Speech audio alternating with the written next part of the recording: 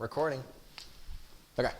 All right. Well, so thought Doug was going to be here because him and I were talking about a new way to assess the shoulder yesterday, but we will skip that, and we are going to go on to kind of one of Beth's questions, which was what are the typical biases that we would see, and then we'll move on to your question, which is how do you do this in a group setting and not get bogged down with constantly coaching everybody quickly.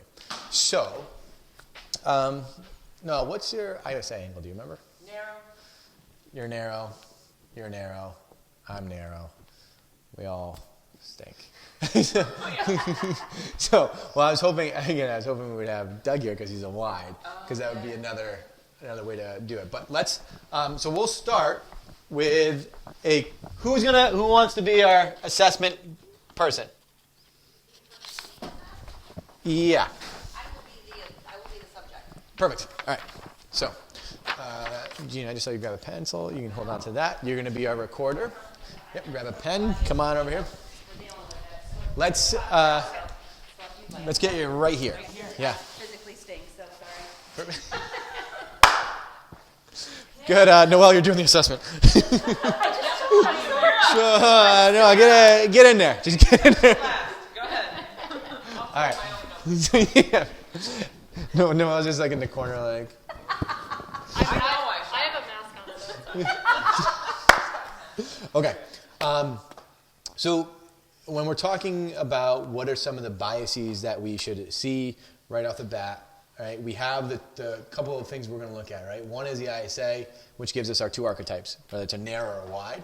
We have the other thing of most people are going to be shoved forward, right? They're going to get something that's getting pushed from the back that's going to push them forward, which then all of a sudden creates an orientation as opposed to relative range of motion. So those are the other things in terms of what bias would we see based off of a wide ISA or a narrow ISA, where are they typically getting shoved forward from and what is typically going to happen, right? And then the other thing too is then when we're looking at the bias of, what's going to happen to a rib cage or a pelvis in terms of orienting, and based on some of those things, what is the bias to that too? Right, so if you can kind of understand those things, it gives you a really easier picture than to say where do I want to start and what should I expect, right?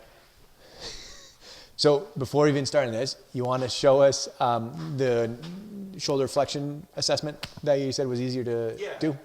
So I'm taking it. Did you tell them where I saw this or what? No. Okay, so I've taken Connor Harris biomechanics class, and I'm also now taking one from Alex Efer, and it's all basically the same stuff, just sort of brought about in different ways, talked about in different ways.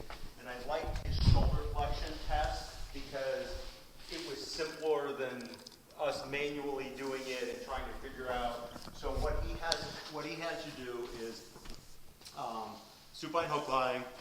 You want to have palms up, and he said even if I can't get down here and I'm already starting out here, this is a sign in and of itself.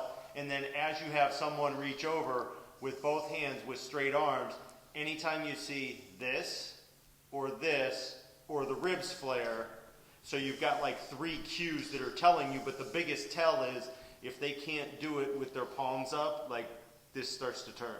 And that's usually the first thing that goes. So what's interesting is I watched Zach Couples do a case study on a guy, and he was testing shoulder flexion. So Denise, slide that for a second. Very similarly, in that he was just bringing the guy's elbow into his side and seeing if he can get there without resistance. And this was an overhead Olympic lifting athlete. And the very beginning, he's I can't even get you there, right? So to Doug's point, if they can't bring their arms into the side, we already know there's going to be a limitation. What's funny is the more we get stricter with this stuff, most people actually don't really have even 90 degrees of shoulder flexion. And you can then understand why even just bringing them up, from a catching a rack or anything like that, from a front squatting position, why a lot of people can't even hold a rack position, can't even get into that position, is because they don't have they don't even have that much shoulder flexion without some type of compensatory strategy, which is kind of nuts, right? And that we are probably, again, it makes you rethink. Remember, like at the beginning, I was like, yeah, I did that assessment all wrong. Like if I was way off, you're like, wow, I gave that person a lot more credit than they should have gotten. And then you wonder why when you put them in the program and it didn't work. It's like, oh yeah, I assessed that. Like I didn't get an accurate measure. So, so let's try that. Let's go, Denise. Let's see that one. So let's go. Like Doug, you can coach us through it since you know what you're doing. Knees bent. I questioned him on this because I was thinking that's already going to put them into some sort of like. The knees bent. Yeah. Why? Well, because I thought that was going to give them like I don't know. I just am used to doing it on the back, and I was like, why one versus the other? And he said because if you do this, then you can sort of cue the low back staying in the ground, which is then going to keep the rib cage down. Versus if you put your feet out, you're going to have that lordosis, which that's where a lot of people cheat. So here's the reason why. Like, how many? This is a perfectly good correlation. How many people actually have good hip extension? Close to like 0.2, right? So if I lie them on their back and I'm demanding, and I demand that they have full hip extension and they don't, I'm going to have to get it by arching my back, to orient the pelvis differently. So that's typically why you put them in the supine hook lying position. Okay, so palms up. Okay, keep your arms straight and just lift your hands over your head nice and slow. Okay, so see your hands are already starting. Denise is like, I didn't even start yet. You suck already. I stink and I suck. So go slow, Denise, right? Keep them in. Try and Yep. keep the Try to keep it. Yeah, keep the palms open.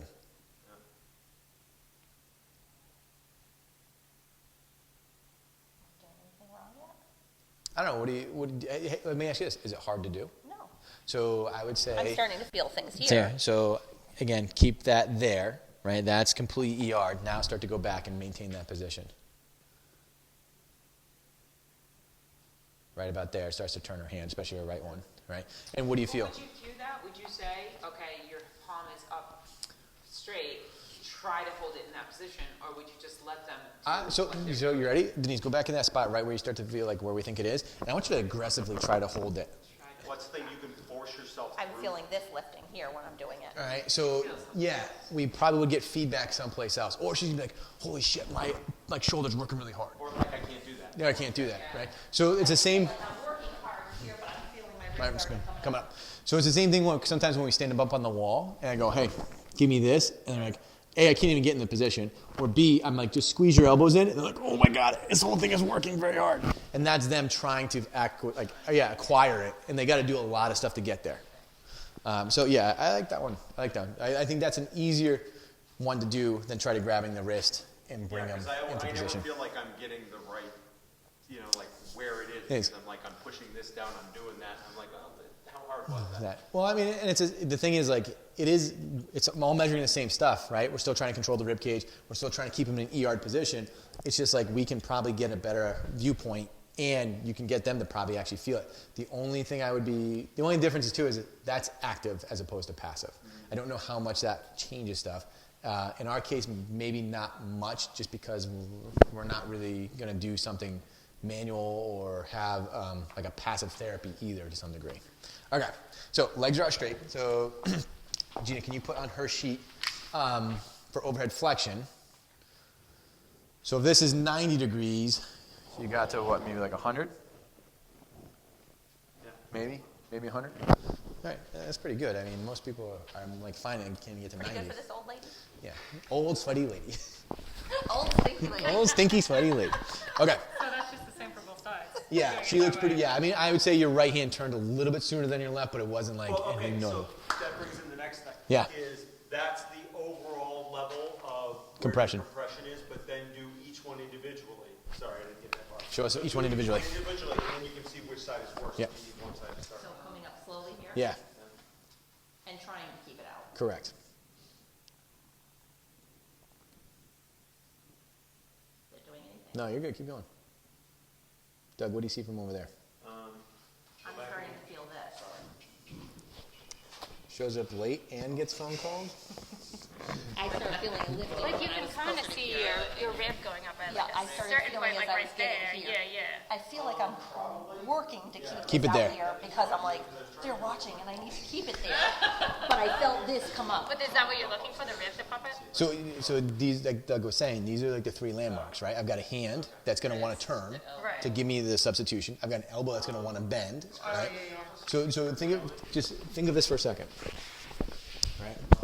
If I'm here and I start to do this and untwist my hand, I'm bringing it into like my IR position. I'm creating a little bit more space to kind of go that way, right? Which is the substitution. If I'm coming back and I bend my elbow, it still feels like my hand's coming back and getting closer to the ground, but it's not my shoulder, right? And then if I lift my ribs, it creates more space for me to go backwards, right? So all three of those things are just trying to get more space, right? So that's what she's trying to do. She's trying to find more space. I don't feel like I was bending this. No. This You're was just- you're happening turning and then I can feel Feel the my ribs. ribs. All right, so try the left arm. But I feel like she did good. That she went So she went a little further. Yeah. Yeah, so- She did good. I feel like you passed. You're welcome. No. See, I'm feeling like I'm holding this a little bit more here. Already, yeah, compared to the My other ribs side. aren't picking up as much as I felt before, but All right. Now here I Yeah, right there, turn a little bit. Okay, cool. So Start over again. I want to just see. with this one, Yeah.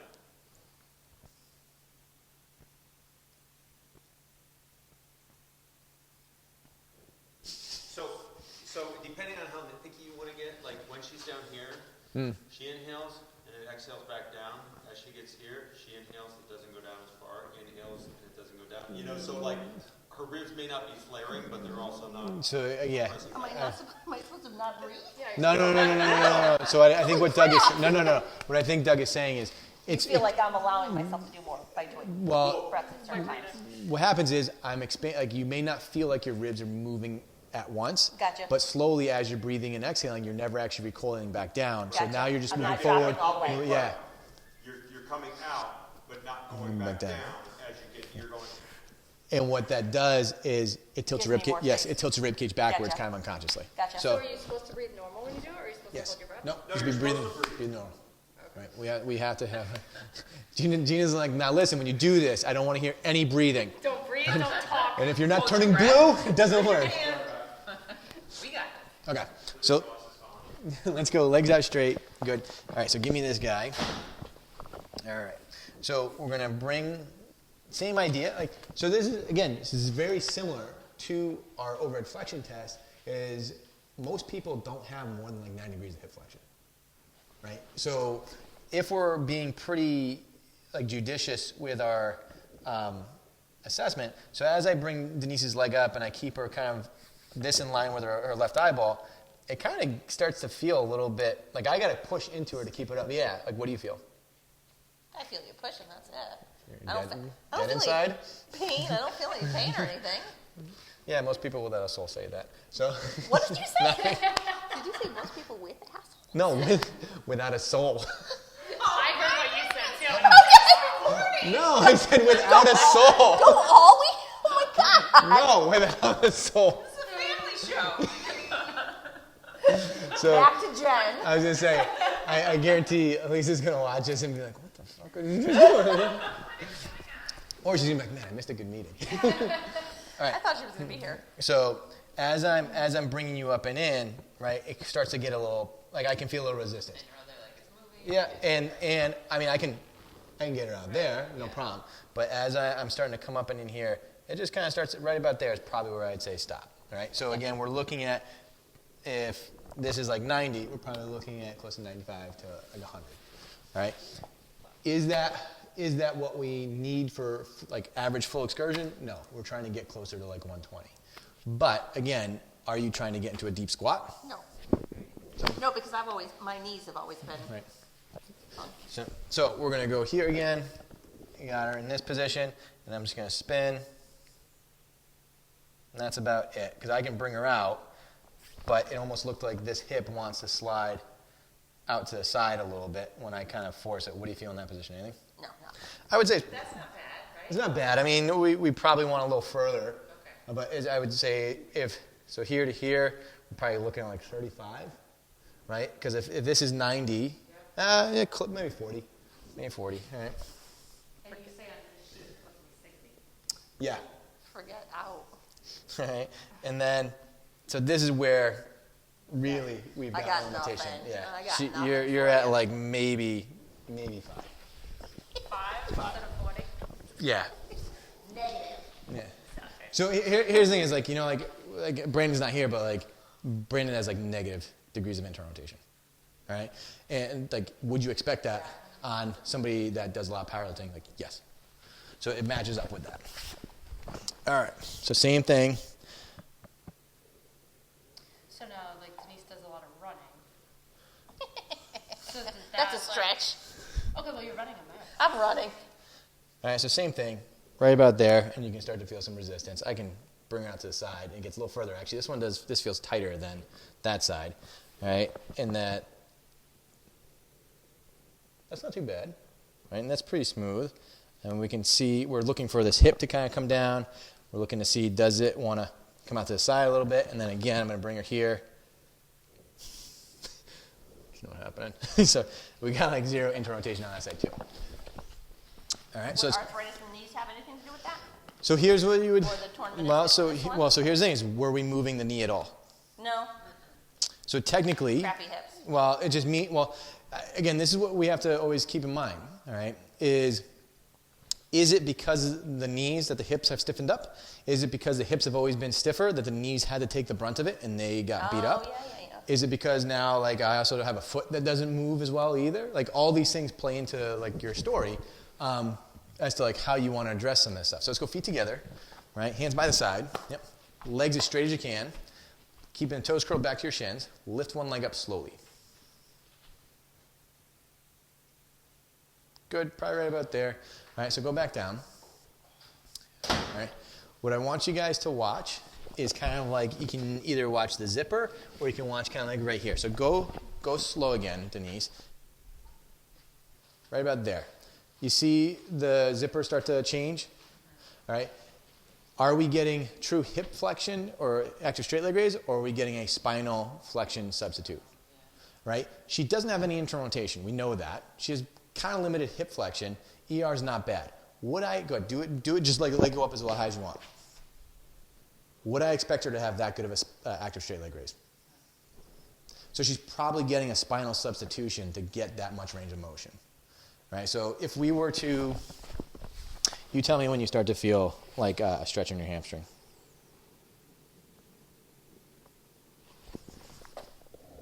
Starting to feel it. All right. That's pretty close to about 70, if not a little bit more. So that's like adequate. So let's try. So let me see you do this one. I'm adequate. That's pretty good, actually. Coming from Tom. I'm feeling pull back here. Here. All right. Good. So relax. Okay. So she's already starting to feel the sensation in that left side, whereas that right side was like ran right up without too much problem, right? Did you at the very top? Did you even feel a stretch then? Some, yeah. Yeah. Okay. Can All you right. go up on the right one more time? Slow or fast? No, well, okay. So how much do you feel there? I'm starting to feel it. Starting to, right? And that's like, But you know what also I'm feeling me holding this down Down. to make this be up. yeah. All right. Well, what are you thinking, Doug? Well, like that her hips or her Twisting. pelvis is twisted. Twisting. Yeah, so that was one of the other things that I got from the Alex Efer course is with this straight leg raise Yeah. and hip flexion, watch them from this You view as well. as well. Because you can see, either you can see a hip shift, like you were talking about the zipper, you can see a hip move, or if you see, like when you were doing it, if you see this roll out here, Yep, that's an yep, yep. indication that Substitution. I was this just trying to get there. Yep. So sometimes like We need 4 people to watch every single one and say, you get Perfect. the ribs, Right? How do you you get know the. anything? Do it 7 times. well, so I mean so here's the thing is I had an assessment this morning, right? And I probably did each motion. Like you see how many times I kind of just check on her because each time I'm looking at a little different spot. Yeah, just to see like, all right, am I getting this? It's not hard when it's glaring, right? When we took her internal rotation, it's like it's not going Yeah. anywhere. I don't have to watch anything else. But when that's the part where the other two is, we did those first, and then all of a sudden we see this active straight leg that looks like miraculous. And like, that shouldn't make sense. So I need to be, like to Doug's point, I need to be eyeballing this from different positions. So it's interesting is when we had one of the worst active straight leg raises I've ever seen was literally, and this kid is 10 years old, was like this. And that's as high as you can get it, right? And like Obviously, none of it's coming from his hip. You saw his whole pelvis turn, and his foot started to turn out. So then you can start to appreciate, like, ooh, there's probably some of that going on there. I have to be a little bit like cognizant of, like, it might be happening in a subtle motion, but if I see something glaring that doesn't fit the rest of like the assessment, I probably need to investigate. All right, so lie back again. Let's do the shoulders. All right.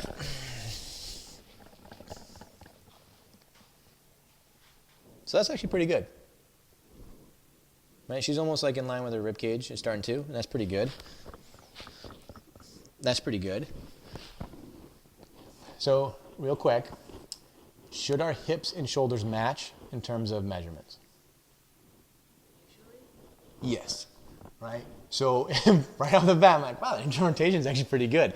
It's more than 0, right? Which her hips don't have it. Right off the bat, what should we be thinking in terms of where's the rib cage positioned?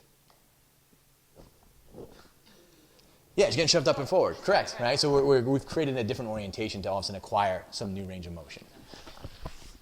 All right. That's not too bad. Like she's getting right close to almost, her elbow's almost going past her nose. All right, and we already did your flexion, so let's take on this side. So this one matches more of what we see in her hip. Yeah, right? You mean you feel a little different in those, right? So that's more of what we see. So like, is she maybe pushed as far forward on this left side? No. Maybe down at the pelvis because there's 0 internal rotation there. And that's kind of, I mean, it's better. That one's definitely not. Yeah. So for her shoulders, we can put ER as pluses, right? IR on the left side is definitely not there. IR on the right side is like a fake there, right? It's not, but it presents that. And then adduction on both sides. Left isn't there. Right is close.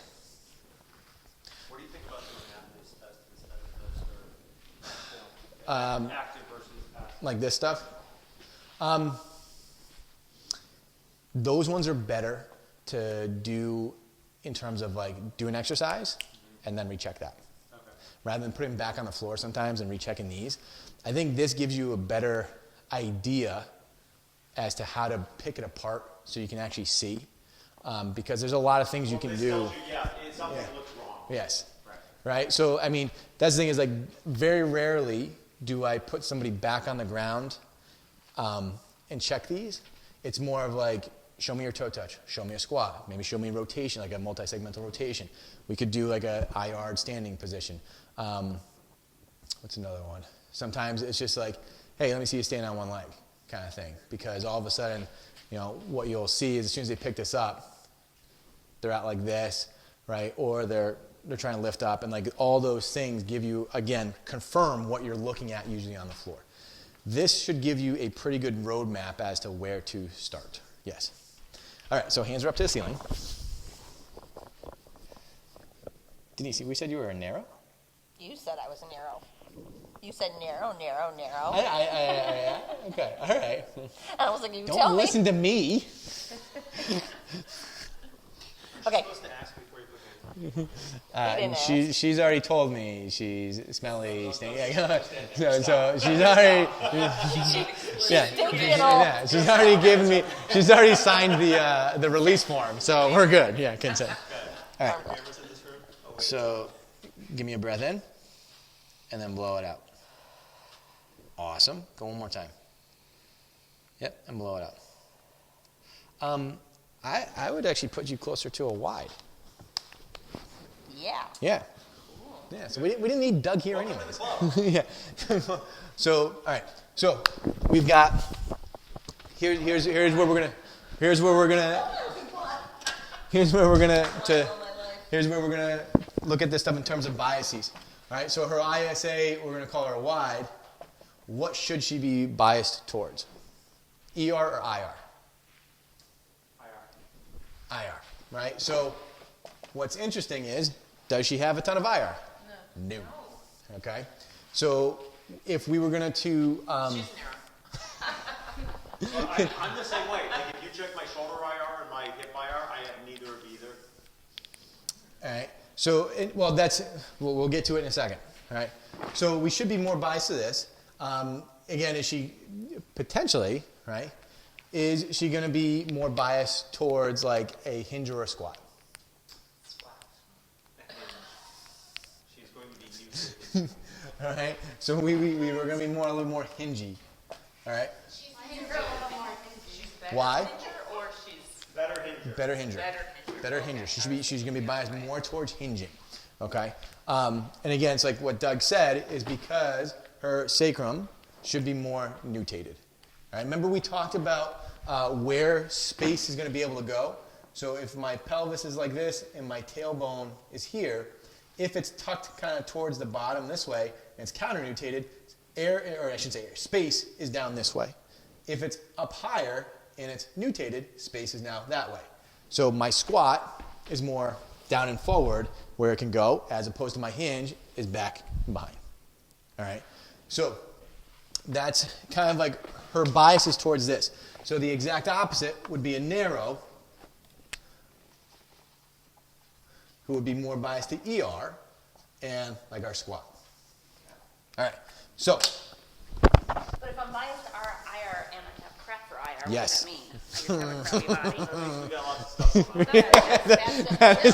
that is it. Got work. Okay, so now, right? Now we know this kind of like initial biasing and stuff, and we're missing what we're supposed to be kind of good at, right? Now it's like, all right, so what's happening in terms of why would we miss these things that we're pretty good? Like, why are we seeing these compensations? Almost always it's because you are getting shoved forward somehow.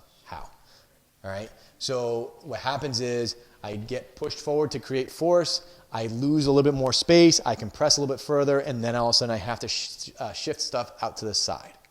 Right? So that's why, like, when I take her femur and I go, oh, there's a lot of hip flexion way out over here. That's where you have room now. Is way out in this peripheral. Right? I don't have it straight ahead anymore because I'm usually getting pushed forward in that direction. So this is where we can start to look at, is it a rib cage? Is it a pelvis that is getting pushed forward? Is it more pushed forward on one side? Like if I have a good amount of space on one side and not the other, I can probably assume that I'm getting turned one direction. And it's like, all right, if I bring them straight back into that other side, I should restore some of those things. Or, yeah. Sorry, finish yours. All right. Or I might be getting pushed forward on both sides. Right? And then all of a sudden it's like now I have to bring them straight back and get them to probably restore just a little bit of turning capacity to some degree. I was going to say, you said she was turned because when you did the arm thing, that her ribs Yeah. were pushed forward, especially at the right side. So Is that like what we were doing with Annie yesterday when you had her stand the other day when you had her stand and we saw how forward she was? Yes. And she was turned, Yeah. right? Yeah. So, So like, if she stood up, she should be kind of like where Annie was. Like, we could look, right? We could see what's going to happen. So we had one of Jean's clients, and because she was having issues at her standing desk, correct? yeah, she stands and sits for work, but Yes. she was saying that she came in and she, like, her knee hurt, her shoulder hurt, she had a lot going on. So we just took her standing at the weight rack like this, and what you saw was basically that, right? And you see how far forward everything is? Yes. All right, and that's where you can start to see, all right, if I have a wide ISA that's getting pushed forward, right, something's got to stop me from falling forward. I'm going to have to compress on the front side with some type of superficial muscle activity to hold me in place. Now do I have space there to move? No. And that's where we're losing our IR measure. All right? So we're looking for where the compressive forces are. Nailed it. Noelle, 5 points. You guys better catch up. Did I get any points just for lying here? Yes, well, yes, 10 points, whatever. Wait, you got more points. But that is it, right? And that's where all of a sudden, like, if you take out your phone and you take a picture of somebody and they're standing there, right, and you see the lines in my, I don't know if you can see it right now, but if you see the lines now in my shirt, that's usually a good indication as to like, oh, that's probably where this is coming from. So the assessment I just had moved okay, right? What's interesting is, like, for how much she does, I'm almost like she's one of those people that kind of does a lot of training, not necessarily hard enough to cause an issue, right? So she's doing stuff with a lot of like 10 and 15 pound weights. So, and she's been doing it for a while. So it's not like she's probably adapted to it. It still feels like fatiguing because she's moving at a quick pace. So it's a little bit more like metabolic stuff, but she's not necessarily going to be like, oh man, like I really did something on that one, because she's adapted to it. It's not enough stress to push her past it. But when she was just sitting in a chair, what she was complaining is like she's getting this little right elbow discomfort. And I was like, well, how are you sitting? She goes, what happens the most when I'm like reaching for, like I'm at my desk reaching for my mouse. And she's sitting in the chair. I'm like, well, just show me what it looks like. And she's like, this, and then she does that. And then she's like, yeah, and then my elbow starts to hurt. Why would that right elbow hurt, you think? Think about, just look at this position, and what do you notice? Like, where would you say compression is happening if I'm kind of like this? It's happening, all right. Let me show you again a quick. Yeah. So right, I'm trying to do it. Like she was hinging right here. Yeah. Right. So she's getting pushed forward there, and then she's reaching out with her right shoulder. Right. So even though, like if I do this, and you feel stretching back there, is that space expanded or compressed? Stretching, it's compressed. All right. Because the right shoulder's moving ahead of the left. I have to have a compressive force to get me out in front. So what she's getting is she's losing all the expansion on this right posterior side. She's getting this whole shoulder girdle to move forward, and then she loses internal rotation. So now I can't get internal rotation at my shoulder. I'm going to either get it at my hand, kind of like what we were looking for when Doug was saying our overhead. I can turn my hand to create more space, or I'm going to have to turn my elbow to do it. And if my hand is fixed probably with the mouse, I'm probably going to get it from my elbow. All right. So that's where all of a sudden you can start to see, I got an idea of what these people should be capable of. Do they have it? And then as I watch them kind of move around a little bit, you can quickly tell and see where maybe they're excessively doing stuff. So her squat. Right? And you're like, all right, she was a narrow, right? So like, shouldn't look like that. Yeah. So you can see all of a sudden, like, all right, is this a hip thing that I need to address in her squat, or is it maybe I actually need to bring her backwards up in the rib cage? My first thought on our highness here is probably actually more rib cage stuff than maybe pelvis at the moment, right? Because until we get this rib cage pulled back underneath her pelvis, as much as we do this, and she still does this to get whatever she's going to do, it's still going to pull her out of that position, and I will lose my hip range of motion pretty quickly. So, again, this is a good example. So this woman, right, she's like, I always feel my shoulders when I do a lot of these things. So we gave her, I was like, just let me see a goblet squat. So I gave her a 20-pound dumbbell, and she did her like this. And I was like, well, what'd you know? She's like, I kind of feel my legs, but like I'm starting to feel this working to hold me up. And thinking back now to our shoulder flexion, does she have enough maybe shoulder flexion to hold that kettlebell up here? Maybe not, right? So that could be a part of why she's already starting to feel these guys work really hard, because I'm making her hold something in a place she doesn't have space to do. So we gave her a heel wedge and a zercher. And I was like, all right, let your knees go forward a little bit, hit that spot where you start to feel your quads kick on, and then come back up. And she did like 10 reps of that, and she's like, wow, it just feels like much harder. I feel my legs doing all the work. I was like, how'd your shoulders feel? She actually feel really good.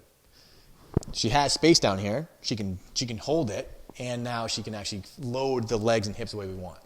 So in that kind of space, like, yes, we may have picked the right exercise, which is a squat with a heel wedge, but if I'm putting in her position, like let's say hey, hold a kettlebell rack position, yeah, we would still jack her up because we're putting in the wrong spot up here.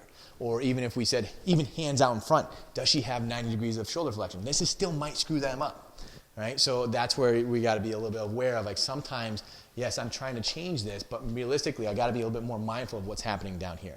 So you have her hug it? Like hug the kettlebell? No, so what we did was, I basically had the bar with the cable and had her here on the ramp, just doing that. And what was interesting, again, what you can watch now, is her first position was here and then like that. I was like, I just need you to let your knees go forward a little bit further. And all of a sudden, she started to feel that stuff kick on pretty hard. And it worked pretty well. So you set that up with tables? We used the little bar. It's like the only time I use this thing. Like the tricep push-down bar? This thing. Yeah. Yeah. Yep, and put it at the bottom in here, and then, yeah, it actually, Does yours allow an angle that lets you go fairly straight down instead of pulling them forward too much? or- so we bring them close enough that they're almost like, it's a little bit of an angle. Okay, but it's mostly. Mostly, and the big piece is you have to get, and this again, this is going to be hard. If I can't get someone to actually shift backwards, right, and feel that position, it's a bad exercise for them, right? Because no matter what, like to Doug's point, as soon as I get pulled, I'm going to want to dump forward anyways, unless I can figure out how to move backwards a little bit. We've got one that's got like our cables are a little closer, and we've got that bar that's got the clip on both Yeah, ends. yeah, you can. I can totally use it. I didn't even think about it. I've been using it more. Again, mainly because I'm identifying like these people that I want to squat, but their limitation is like I thought it's just because they're weak, but it's most likely because they don't have the shoulder position to actually hold something up high enough, and then we give them something there. So like one of our guys is now using the bar and he's Zercher squatting to a box with like 85 pounds. He's like, this is the best that squat has felt. Right? And I have another woman who have been doing Zercher step-ups, which have worked really well. But I'm like, I want to load you a little bit differently. And she was actually doing, she was doing a plate reach. So I thought, again, by having her reach out and get kind of long would help. But I was like, it just didn't look like, it looked like crap. And I was like, hey, just put the bar there instead. And we went heavier with a 24-pound bar as opposed to a 5-pound plate. So you're like, all right, this should be harder for her to do. It's heavier. And she's like, I just felt way better. And it's most likely because the shoulder position was wrong. So let's go back to this idea of the orientations and getting shoved forward. So Denise, stand up. Let's take a quick look. So let's go feet together, legs straight, go down, touch your toes. Good, come on back up. All right, what do you feel when you do that? Just a little pull on back. We'll pull them back. Turn that way. Just the same thing. Go ahead, do it again. All right, and then come back up. What did you guys notice in her toe touch? Anything glaring or anything that sticks out to you? Do it one more time. The hips shifted back. Which is good. Not as much as I thought they would. Okay. So come on back up, Denise. What I want you to do is just kind of like your first thing is I want you just to push your hips back kind of as far as you can. Before I go, Yeah, go so all the way yeah, and down? then just go all the way down. Yep. What feels different about that? I'm pulling back here. Back here. All right. Yeah, which we should. Right? Does it feel worse But or only on the right side? both sides? Okay. Okay, well, you said this. Oh, no, behind, yeah. It felt more when you told me to push Push back back. more. Okay. So let's go feet shoulder width apart. Do hands wherever you want them. Kind of. I usually just put them out in front. Squat as best you can. How far down am I going? Go as far as you want. I can't go farther. Then it's good. That's it. Cool. All right. Is the wedge over there? Yeah. Denise, grab that wedge and just try it with the wedge. Can I not go down further because my knees are... So you do whatever you want. I just want to see what happens. So you do whatever you want. Good. Come on back up. Did that one feel any different? It felt deeper to me. Yes. And I felt a little bit more in my In your knees knees. because I went deeper. Deeper. What did you guys notice? It looked okay. Did she go deeper? Yes. Yes. Right? And it just was a smoother, right? So typically what you'll see is people will get to about here, they run out of real estate, and then they go backwards. Right? And that one, it was like, nope, I can keep going, and you hit that spot, and then you came back up. Right? So we have this nice seamless motion of the knees going forward and the pelvis coming down at the same time until we hit the barrier of your actual knee. Right? As opposed to, I've got no more space to go, I got to drive things backwards. Yes. And now I've got my chest coming down to give me the compensation of my hips going really far back. Can you tell whether it's knee or ankle? Or So just tibia? So we would, like, here's another thing too, is like injury history, like Denise already said, like, man, my knees, like, what, meniscus? I tore the meniscus Right? here and I got arthritis in both. They hurt, correct? All right. So right off the bat, I would say you probably got, a knee pain or knee something that's causing that before you even would look at an ankle. But the big thing is, what did the heel wedge do to get her to sit smoother? It gave her more ER space to go down, right? And that's the thing, is it allows her to shift back a little bit so then she can find that space to begin with, which she doesn't have normally, right? How can we, so Denise, come here. Head on the wall, like head, upper back, and butt on the wall. Don't do anything else. All right. So there is quite a bit of space right here.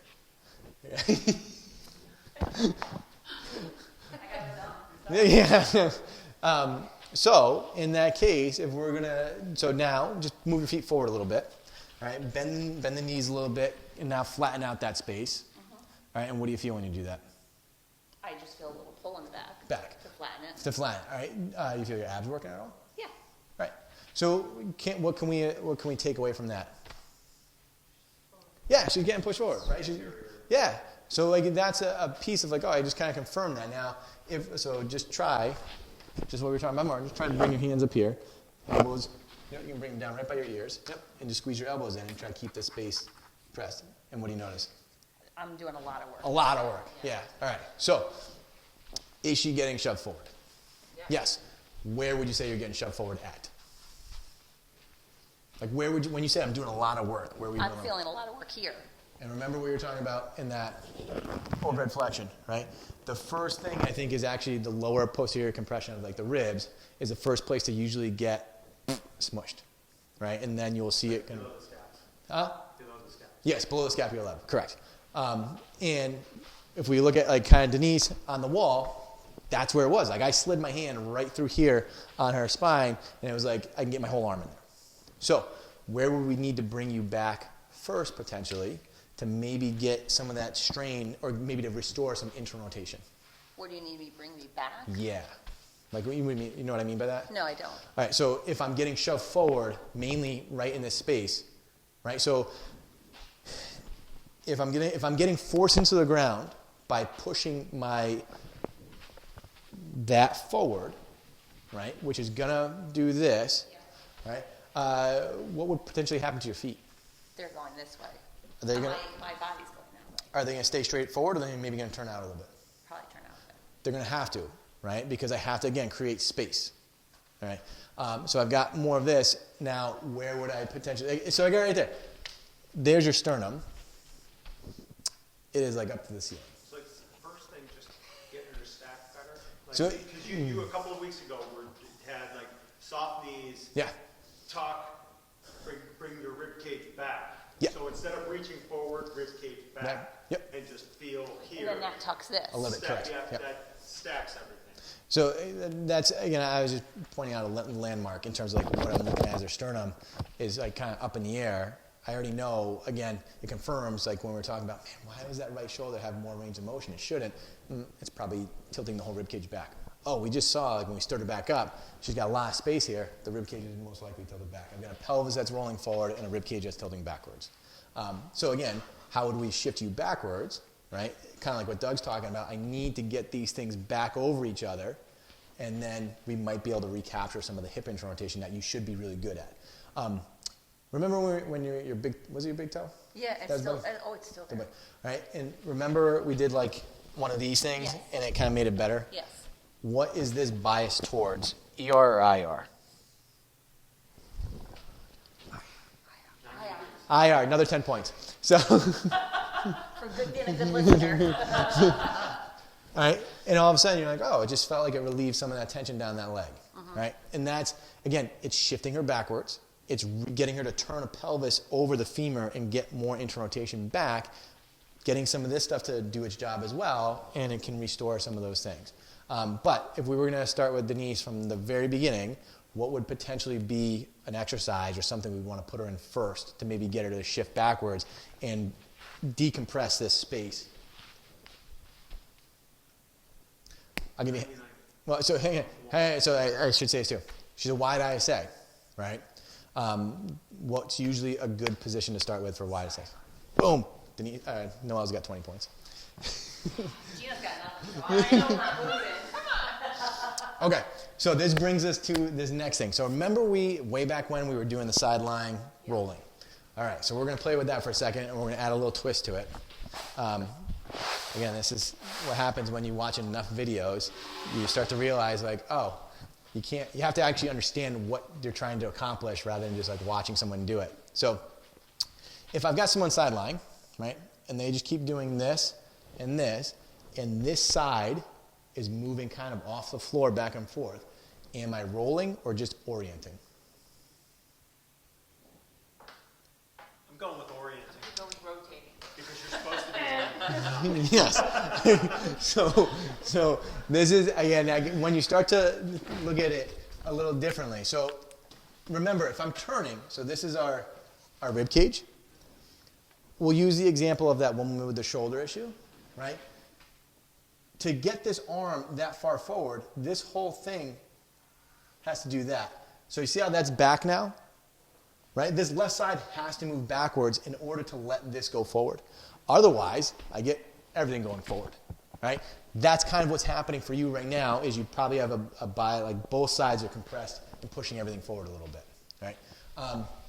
So in a rolling, if I drive this thing forward and this moves forward with it a little bit, I'm just orienting this whole thing and rolling forward. It may look very similar, but it's going to feel very different. All right? And that's what we're going to try to do. We're going to try to get you to delay. So what I'm going to have Denise try to do is roll that right side forward and delay this left side back and into the ground. And what she should feel is some stuff working without really too much effort in terms of like motion. And that should recapture some stuff too. So lower body or upper body? So we're going to start with side lying. All right, we're going to do both sides at the same time because what we're going to try to do is get this axial skeleton to start to turn a little bit. Because again, wide ISAs are usually poor at turning, right? Because they're just so compressed front to back. They're more like, just an analogy, they move more like a refrigerator, right? Because they have to go back and forth as opposed to a narrow who can turn a little bit better, but we're not going to produce as much force as you. Okay. Right? We're strong in terms Yes. of refrigerator. Yes. Denise, you got a lot of positives. So, so let's go with the left side down. All right, and I'm going to give you something for your head. You're So gonna, why did you do that? Because your right side was pushed forward, you had to land. yeah, we're going to try to delay. We're going to use the ground as a way to give her feedback on the left side to hold it back. Okay. So hands right in front. Good. You can. When in ground, are we going to put them left side, wide left side because of the... Like organs and all those things. Well, partly because Ex- if the right is generally pushed back, this is going to get more ER on the left side. Or am I thinking, don't think that deep into it? So here's the thing is, right, if I want to expand a right side sometimes, I might actually put them on the floor because everything's going to fall down to that way. Yeah, all right? You have to be smart about how you do it because you're right, I could easily just as much compress and use the floor as a way to compress against it too. At this point, I'm putting her on the left side because I want her to actually feel her... You're working more rib cage than pelvis. Yes. No, we're going to work both sides. We're going to work both sides at the same time. Sorry, both pieces at the same time. But we may, because here's a perfect example. Today, I had another person who needed to feel a left adductor. I put them on their right side and did the same thing so they could feel the pelvis turning and shifting and letting the adductor, or letting the femur come into adduction and inter-rotation. And then they felt their left inner thigh working very, very hard. Right? So in that case, just letting gravity help them pull that down and not having to go so much was a huge way to get it too. I would say this, Doug. I'm not good enough to know. Just try something. Yeah, to say like, oh yeah. If it works, thumbs up. Exactly. If it doesn't, try the next one. Okay, so what we're going to do, I'm going to roll you forward a little bit. So right knee and right hand are going to slide out in front of the left, right? Mm-hmm. You're going to hold that there for a second. Now, as you roll back, okay, I want you to feel each inch of your back here kind of pushing down into the floor as you slowly pull it back. All right, so you're going to push down here first, yeah, and then you're going to slowly just let it come back a little bit. Okay. Yep, and just like hang out once you feel kind of like if that's the end of it, and then just roll forward again slowly. Am I still pressing on the left all the way down? Yeah, yep, right about there, good. And then just slow, right? You're slowly kind of pushing down and pulling back a little bit. And what do you notice? It just feels awkward. Well, you're pretty awkward, so it's okay. So, I'm a refrigerator. refrigerator. What do you want? So keep going, just do a couple, Denise, right?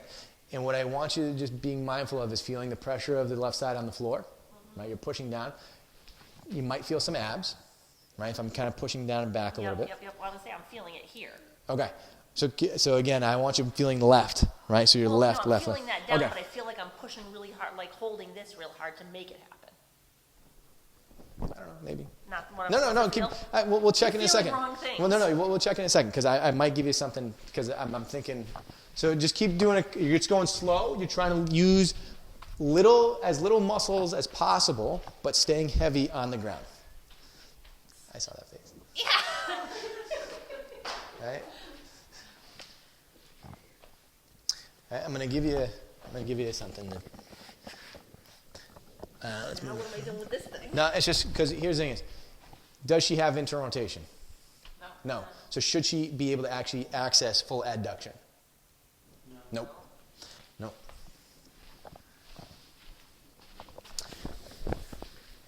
Yeah.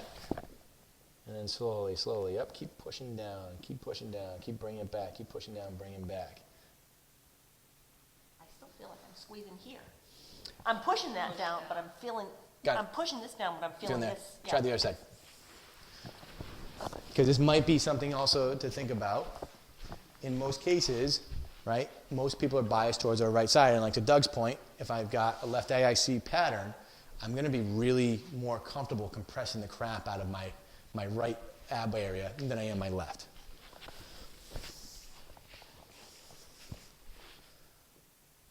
Yep, so you're going to slowly keep, again, as you're coming back, keep pushing this down, yep, and bringing this hip back with it. Hold that right there. What do you feel in this position? I'm squeezing here. All right, so all of a sudden now, did you feel that on the other side? No, So, was she I not? didn't notice it. Didn't notice it. So here's, well, you felt it like almost immediately, right? Yeah. Right. So which way is she probably turned if her adductor's already in a good position on her right side, right? So Shifted to the right. Right. Yeah, she's turning into that space. All right. So that's where all of a sudden we can start to say, if I want Denise to not go into her normal pattern, which might give you more right knee pain or stuff like that, or maybe right low back pain, or even this right shoulder kind of orientation, I probably need to put her in positions where she's shifted back more towards the left. Right? I want to turn her back more towards the left more often. And that might mean when I'm doing like my cable flies or my a stagger stance. So I'm my trying to say- left leg is back more on Yes. that. Because is that why also when I stand, I'm automatically here? Yep. I'm automatically here. So stay right there. Which way is her zipper going to point? Like, it's her zipper, right? So, her belt buckle, right? So if she's like this, like you can probably see it a little bit better on me. Where's my zipper pointing on my shorts? Right. It's going to the right, all right? And the hard part is, if she doesn't have internal rotation, where's that right foot got to go? It's also going to go out, all right? So I have to reorient my femurs into ER because I have no more space in IR because I'm turned to the right and I'm getting shoved forward, right? So this is why we're probably like, man, she's got no IR on both sides and she's ER biased, like it didn't look that bad, even though she should be having more, like a good IR representation, and we're seeing this stuff that doesn't make any sense. So that's kind of what we're looking for in terms of IR. So then, Denise, if we were going to squat her, would we put her here or a little bit wider? Wider, right? Can she toe out a little bit? Of course she can.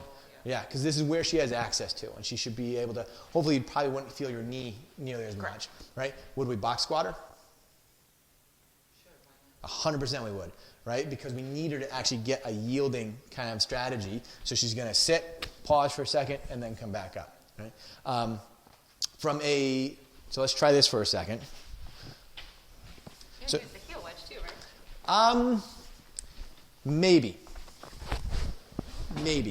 She's biased towards IR because she's a wide. I kind of want to keep her in that middle propulsive position, which is like her foot flat on the ground. All right? Maybe. I don't know. That's one thing I might test. Even though her squat was smoother with the wedge? Even if her squat looks smoother with a wedge. So would you go a box not to 90, higher than 90? Most likely, yes. Again, Because see, that's where I get confused, because that would have been my first thought, is like, if someone's a wide and they can't squat, give them the wedge. and here's the thing is, depending on what we're dealing with, Denise already has some knee stuff that she's like, I don't want to push it, and B, like, do you really care if you squat below those things? No. Do you care if you squat a lot of weight? No. Maybe. right? I would actually, and this is with the hard part, this is where I would test stuff out and see what looks the best and what feels the best. And sometimes you need to do a couple things and see how they feel afterwards to actually get a good idea of like what did it do, right? So, yeah, go ahead. Sorry. So I guess I was thinking because it's going to be just smoother, even if she doesn't go down as far, just it's going to be a smoother feel. And you're saying, like with the box, what you're saying is she's going to go down, her femurs have to, like when she relaxes to get back out of it, her femurs have to IR, so she's getting more IR that way. Is that So if I put her on the wedge, right, I've given her a little bit of range of motion back by giving her the ER and basically from the floor up. It doesn't mean, though, that all of a sudden she magically has the space in front of her. I'm still going to have to get probably out a little bit wide. Right? So in that sense, I still have to create a space actually at her hip to get into the position. I don't know how well the wedge is going to actually help with that, also because she's more biased to IR to begin with. So I'm kind of giving it a mixed bag of stuff, right? In this case, what I would rather start most likely first with is I would give her a box squat with a wide stance, right, where she can sit to a point where, again, we're not instigating any knee stuff. It looks pretty good. When she sits, right, I can let tissues relax. I've created now a yielding kind of strategy, and then I can produce force back up.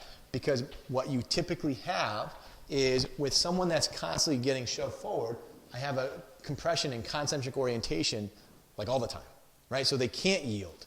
So I have to create that kind of first, and then I can start to maybe get it to move a little differently.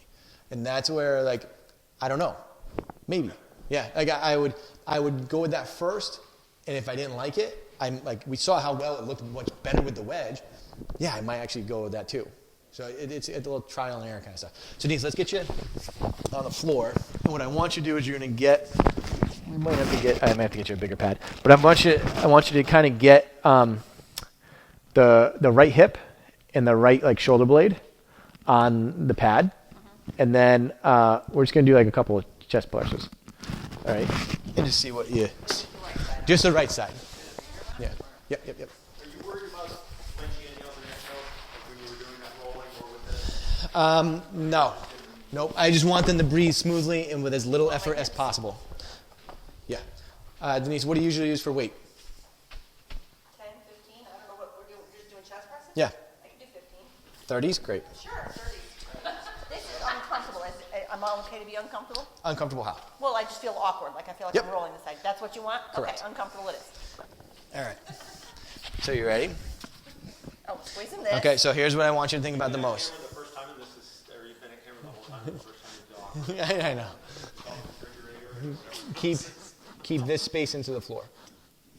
Yeah. All right, and just give me a couple of presses. Yep.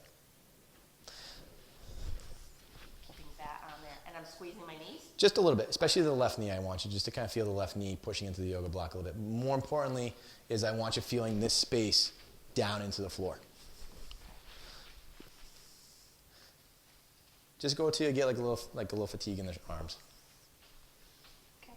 So with the pushing, like feeling down into the left, is that just trying to push her back One more, and then put down. on the left, or is that opening up space, or So both, or neither?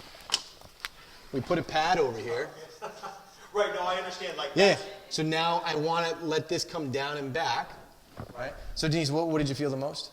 Well, it just feels awkward. Yeah. But Okay. I didn't feel anything real major. Okay. Come on up. But like gravity's going to push everything down into the left. Try your squat. Just like your hands out in front. And just Can I squat. have my toes out? You You can, don't care. I kind of like how you tested it the first time. Good. Come on back up. What do you think? How the knees? That's as far as I can go. Yeah. And the knees were telling you no. Yeah, that's where I stopped. Did that look any different than the first time she did that? I don't think so. So Not from this angle. okay. It didn't feel any different, Different. to me. So- I mean, you know. So try it with the wedge. I do like your sneakers now. See, I was thinking they both look like a little smoother and a little cleaner. So how did that one feel any different? Not from the first time, but All right. better than that. Yeah. Okay. Much better than It that. looks different. Yes. Go She got lower. So like that, this one looked a lot more like she did the first time with the wedge. All right, she still wasn't getting down to the point where the internet's back. She still wasn't getting down as far as she did with the wedge, but it wasn't that. It was a little bit more of like, oh, I'm kind of hitting that spot a little differently. And as awkward as that felt,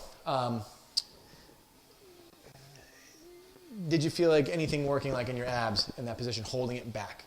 I didn't necessarily notice Okay. because I was focusing on making Making sure I sure- was pressing that down. So here's the thing, for the most part, if she's focusing on pushing this down, I have to compress on this front side to do so, right? So she may not sense it, but she's actually doing that, right? And that's where all of a sudden we can, again, I wasn't sure that was going to work. It was just kind of like an upper body exercise, because if we stood her up, what would most likely happen? She'd be pushed forward anyway. in her She'd probably get into this position and she'd have a hard time maybe reorienting back, right? We maybe could have used a bent over cable fly. We could have maybe used a one-arm cable bent over press down, because all those things are pulling her up and unloading her enough to maybe find the position, because if I put more compression on her, she's going to go into where she normally does. Yeah, so don't screw this stuff up. Fixed. Yeah. There you go. So we're at your 13 months. Resets I've got it. this in my race now. Okay, so for 5 minutes, we're going to spend on what you actually wanted to talk about, which was how do we coach this stuff in a small group? Ready, go. Because, I mean, obviously, it just took us a little bit, and we went through a lot of stuff. So you've got like 4 people all doing different stuff. What can I do to potentially make it easier for me as a coach to be like, all right, how do I get them in these positions without having to be like we just said, it took 4 people kind of looking at all these different stuff. So for Denise, like what would be one thing that we can program for her that doesn't take too much coaching now? We already talked about it. Oh, for Denise. Yes, for Denise. Lower body exercise, what would we do? Squat. Squat to a box, right? Probably medium height. You should be okay with that. Can she load it? Most likely, yes. Yep. All right. And then what would we do for an upper body movement? We already kind of talked about that too. We did one. Do I need to put a pad underneath her right side? Not really. I just need to make sure that I'm focusing on She- everything's got to start going to my left. Well, she could do her floor press. Just be like, hey, make sure that that low back stays flat on the ground.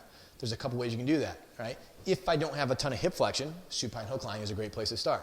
If I have 90-degree hip flexion, I can put her feet on the wall and go 90-90, right? And that might give her actually, so again, this is a little bit more complicated, but in supine hook lying, am I more biased to an ER position or an IR position at my pelvis and feet? Think about it. ER. If I put them up on the wall, and I put a yoga block here, now what am I at?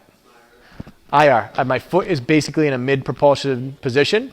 My femurs are at the more of an IR bias in the hip, right? And I can still get everything falling backwards to the floor, right? So that actually might be like a money drill for Denise, right? Because we're kind of putting... Even though she's wide, I'd say, and she's on her back.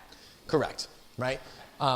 If we were going to try to kind of stick to some of the principles of keeping our sideline, then we might start off with the rolling stuff first.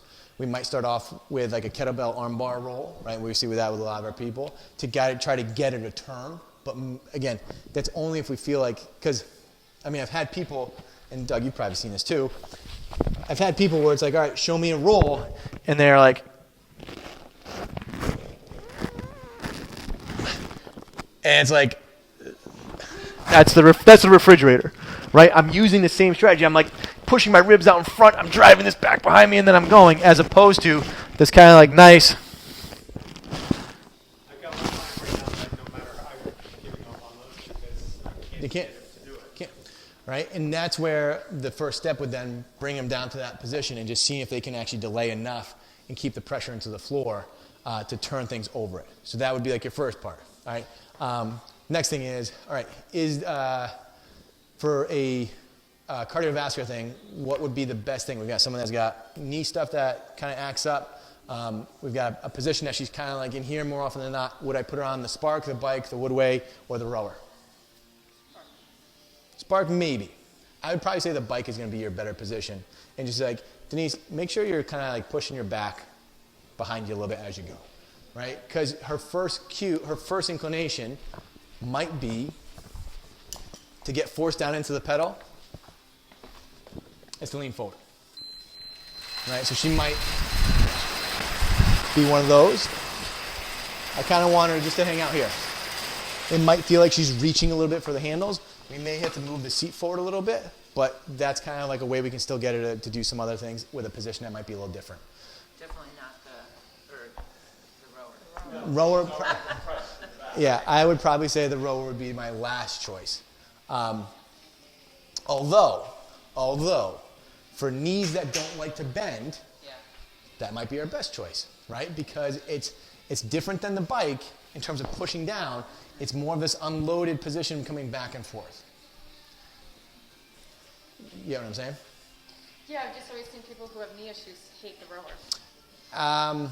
There's probably something, because like I would say we have 3 people right now that have probably on their way to a knee replacement, and that is the only thing that they can do without pissing it off. And it's again, if you're hammering it and going into full knee flexion, yeah, they're not going to like it. But if you go within your range, it's this nice little pumping action that allows you to unload it and get the flexion and motion without really pissing it off. Right? So yes, if I like, so again, these people have about that much knee flexion, so they're not going all the way in. If I'm pushing that, yeah, you're going to really hate that thing.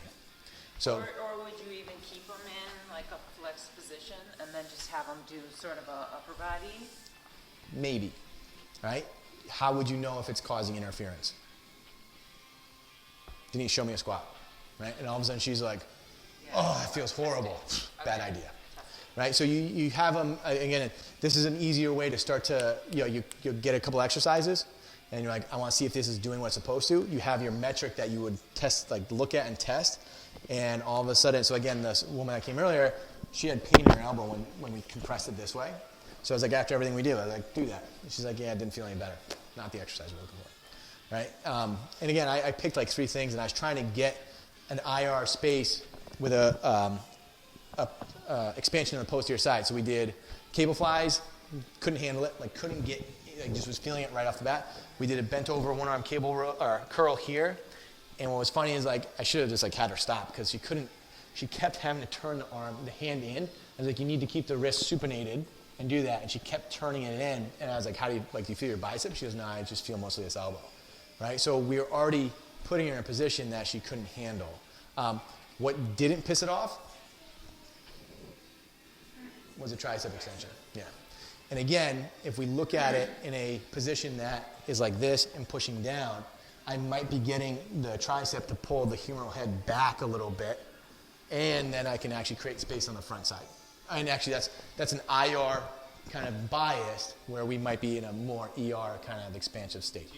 With the curl, you generally do the bent over one as opposed to like doing like a preacher type curl where you have them here. So we use the spider curls, right, on the bench. We'll have them face down and do this. No, but I know. So that's I don't have so like we don't typically do the preacher curl like this or like this. Yeah. So we use, spider curls are kind of like our go-to for that. And again, they sometimes work and sometimes they don't. But yes, I like a preacher curl machine would be kind of like or a pad would be kind of nice because you're right, it kind of puts them in that position really well. Yeah, but like I do those one arm on. Once I know what's hard is what happens here is really hard for some of our people to figure out. So they feel awkward when they're already turning one way or the other, and then all of a sudden they're worried more about what's happening at their feet. And I'm kind of like, all right. But I agree. No, I know. I've had some people, I'm just like, never mind, let's go somewhere else. But Doug is 100% correct, and like that's another really good option to go for. So we've got a lower body exercise. We've got a floor press we can do. She could probably do cable flies, a bent over one.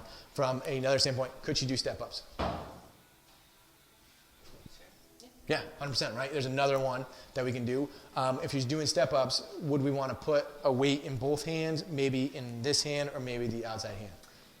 Just one hand. So, yeah, just one hand. She's a wide ISA. We want her to be able to turn. So I'd probably put it, if I want to recapture IR, I'd probably put it in this hand down here. So when she comes up, right, it's going to spin me back towards this leg. If I was like, I want to capture ER, I might put it in the same side and push her up that way. All right. The other thing too is we can use this knee coming up a little bit because it gives them a little bit more. I got to balance here for a second, and you can watch her, see if she can stack. if she comes up and she's still like this, maybe we just work on a hold, right, and get her to recapture the stacking of the ribs and pelvis. Because if we let her to continue to do that, it's just going to be interference because we know she's going to be generating more towards that position. Would we do rows? You could, right? You could. Can't say, nothing that says you can't. Would it potentially cause some interference? If I'm like pulling back and I'm compressed, yes, right? So you would probably need to make sure she's in a position that kind of maybe makes it really hard for her to get pulled forward. Even though, again, as I'm doing this, the whole posterior side is pushing against the rib cage. Like a short seated that's going to get her like You might be able to. here and pulling this way down. So again, that might actually work really well, right? Because that actually is probably going to be our better bet. We just have to be within the range of motion of her shoulder flexion. So we can't be straight up. We probably have to be here a little bit and then putting her in something that she can kind of sit and hang back and pull. Yep, we might be able to get that as well. Partly because as it's pulling her up, it might give her enough unloading to soften into that space. Yeah. All right, so that's like 4 exercises we can get her to go. Doesn't need a ton of coaching. No. Right? It should be able to kind of put them in the position, and then your cues are just like, hey, I really do need you to keep like a soft rib cage. I don't want you kind of pushing the ribs up and forward. And if you see them kind of pull into that, it's either too heavy. Yeah, go for it. No, I was going to say the coaching with the small group is more my 10 o'clock group. Yeah. Like herding cats, trying to figure them out. And I put one, they're in all different spots, and I go over and I go, what are you, like you're not even doing the exercise I gave you. They're just, so that's where I run into an issue that they're off doing their own interpretation. Let me know because that's my middle school football team. But these are all like 70-year-old women, and I'm sending off, and then all of a sudden one's doing something, like what is happening? So we'll spend like 4 minutes on something. We give it. What if they can't figure it out, right? If there's like off in space and like looks like nothing you showed them, what might be 2 things you can manipulate to make it easier for you to coach? Sit them. So you can sit them. I can take joints away, this is why machines are fantastic to some degree, right? I take stuff away that they have to worry about, and all of a sudden they can find a position. Tempo is a huge one, Yes. right? Wall sits are way easier to coach than squats, correct? So I can have them just sit and hold a squat position. I can have them sit and hold my bicep curl. I can have them do a seated hamstring curl hold. Like all those things become the same exercise because maybe I really want them in that position, but it's like they just like, they're out in space. It's like, you know what? I want you to hold this. Yeah, or they're using this huge arc to do it. I just want you to hold that position. I would say more often than not, that is typically the first thing I go to, especially when I'm trying to get them to feel something. No reps, like just hold that, breathe, make sure you can own it, and then we'll kind of get there. Because the other thing too is, in the isometric hold, usually they get some fatigue sensation, and they're like, oh yeah, I feel what you're talking about. It's like, oh cool, now I want you to do a couple reps, hold on to that sensation. And they're like, oh yeah, now it's really working. Ooh, we nailed it. And then usually they come off, it's like, show me the squat, show me the toe touch, or whatever it is, and it's different. And they're like, yeah, I really feel what you're talking about now. And then all of a sudden they have buy-in to go do it on their own, and not having you be like, Yeah. Okay.